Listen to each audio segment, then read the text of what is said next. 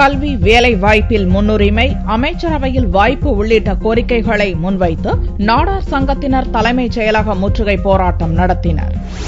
கல்வி வேலைவாய்ப்பில் முன்னுரிமை, அமைச்சரவையில் வாய்ப்பு உள்ளிட்ட கோரிக்கைகளை முன்வைத்து நாடார் சங்கத்தினர் தலைமைச் செயலக முற்றுகை போராட்டம் நடத்தினர். சென்னை மெரினா கடற்கரை காமராஜர் சிலையின் முன் தங்கள் கோரிக்கைகளை வலியுறுத்தி புதனன்று ஆர்ப்பாட்டத்தில் ஈடுபட்டனர்.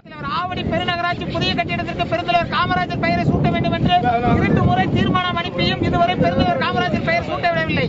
இதை தமிழக அரசு பெருந்தலைவர் காமராஜர் பெயரை உடனடியாக சூட்ட வேண்டும். இல்லை என்றால் தமிழ்நாடு முழுவதும் தமிழ்நாடு நாடார் சங்கங்களின் சார்பாக தொடர் போராட்டங்கள் நடத்தப்படும்.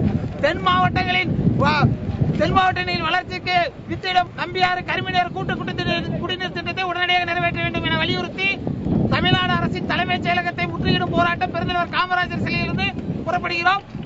பெருந்தலைவர் காமராஜர் பெயரை உடனடியாக சூட்ட வேண்டும். அங்கிருந்து தலைமைச் செயலகம் நோக்கி செல்ல முயன்றவர்களை போலீசார் கைது செய்து பின்னர் விடுவித்தனர்.